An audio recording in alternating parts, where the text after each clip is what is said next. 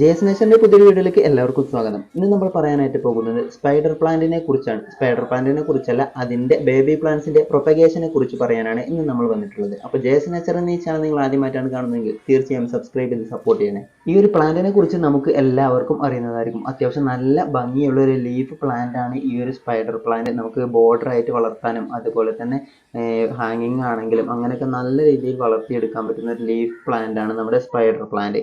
അതുപോലെ തന്നെ ഇത് നമ്മുടെ വിഷവാതകങ്ങളൊക്കെ ശ്വസിച്ച് നമുക്ക് നല്ല ശുദ്ധവായു തരുന്ന ഒരു പ്ലാന്റ് ആണ്. അപ്പോൾ കൂടുതൽ ആ ഒരു പ്ലാന്റിന്റെ വിശേഷത്തിലേക്കൊന്നും നമ്മൾ കടക്കുന്നില്ല. നമ്മളിന്ന് വന്നിട്ടുള്ളത് ഇതിന്റെ ബേബി പ്ലാന്റ്സിന്റെ പ്രൊപ്പഗേഷൻ പറഞ്ഞു തരാൻ വേണ്ടിയാണ്.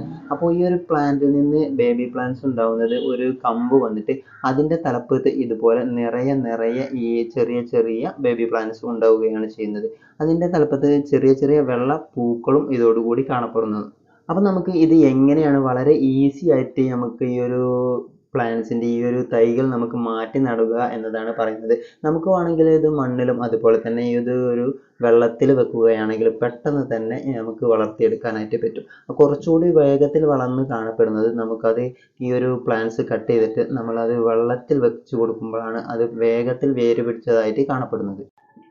ഇതിൻ്റെ പ്ലാന്റിൻ്റെ തൈകൾക്കാണെങ്കിലും അല്ലെങ്കിൽ ചെടികൾക്കാണെങ്കിലും അത്യാവശ്യം നമ്മൾ ഒരു കെയറിങ് ഒന്നും കൂടുതലായിട്ട് കൊടുക്കേണ്ടാത്ത ഒരു ചെടിയാണ്.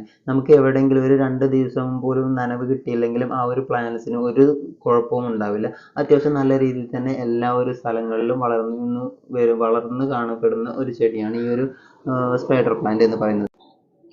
അപ്പോൾ ഈ ഒരു കമ്പിൻ്റെ ഈ ഒരു മുകൾ വശത്തായിട്ട് കാണപ്പെടുന്ന ചെറിയ ചെറിയ ബേബി പ്ലാന്റ്സ്, ചെറിയ ചെറിയ കുഞ്ഞു തൈകൾ നമ്മൾ കത്രിക ഉപയോഗിച്ച് കട്ട് ചെയ്തെടുത്തതിന് ശേഷം നമ്മളത് മാറ്റി വെക്കാനായിട്ട് പോവുകയാണ്. നമ്മളിവിടെ ഈ ഒരു വെക്കുന്നത് വെള്ളത്തിനകത്താണ് കേട്ടോ. വേര് പിടിപ്പിക്കാൻ വേണ്ടി വെക്കുന്നത് ചെറിയ വെള്ളത്തിനകത്താണ്. അത് വേര് നന്നായി പിടിച്ചതിന് ശേഷം നമുക്ക് മാറ്റി വെച്ചാൽ മതി. ഒരു ചെടിച്ചട്ടിയിലേക്കോ അല്ലെങ്കിൽ മറ്റു സ്ഥലങ്ങളിലേക്കൊക്കെ മാറ്റി വെച്ചാൽ മതി. അപ്പോൾ നമ്മൾ ഈ ഒരു രീതിയിലുള്ള ബോട്ടിലാണ് കേട്ടോ എടുത്തിട്ട് പോകുന്നത്. ഈ ഒരു രീതിയിലുള്ള ബോട്ടിൽ വെച്ചിട്ടുണ്ടെങ്കിൽ അതിൻ്റെ ഒരു പ്ലാന്റിൻ്റെ വായ്ഭാഗം ഇറങ്ങി പോവുകയില്ല. താഴ്ഭാഗം മാത്രമേ ആ ഒരു ബോട്ടിലിൻ്റെ വെള്ളത്തിനകത്തേക്ക് എത്തുകയുള്ളൂ. അപ്പോൾ ആ ഒരു ഭാഗത്ത് നിന്ന് നന്നായിട്ട് വേര് പിടിക്കുകയും ചെയ്യും. അപ്പോൾ ഈ ഒരു പ്ലാന്റ്സ് ആണ്, ഈ ഒരു ബോട്ടിലാണ് നമ്മൾ എടുത്തിട്ടുള്ളത്. അതിൽ മുഴുവൻ വെള്ളം നിറച്ചിട്ട് നമ്മൾ ആ ഒരു ബേബി പ്ലാന്റ്സ് 2-3 നമ്മൾ അതിനകത്തേക്ക് വെച്ചിരിക്കുകയാണ് ചെയ്യുന്നത്. ബാക്കി വരുന്ന കട്ടിങ്സ്, പ്ലാന്റിൻ്റെ കട്ടിങ്സ് ഒക്കെ ഇതുപോലെ നമ്മളൊരു ചെറിയൊരു പോട്ട് എടുത്തിട്ട് അതിനകത്ത് കരിക്കഷ്ണങ്ങളും അതുപോലെ തന്നെ ചെറിയ ചെറിയ കല്ലുകളും ഉപയോഗിച്ചിട്ട് നമ്മൾ അതിനകത്തേക്ക് വെള്ളം നിറച്ച് കൊടുക്കുകയാണ് ചെയ്യുന്നത്.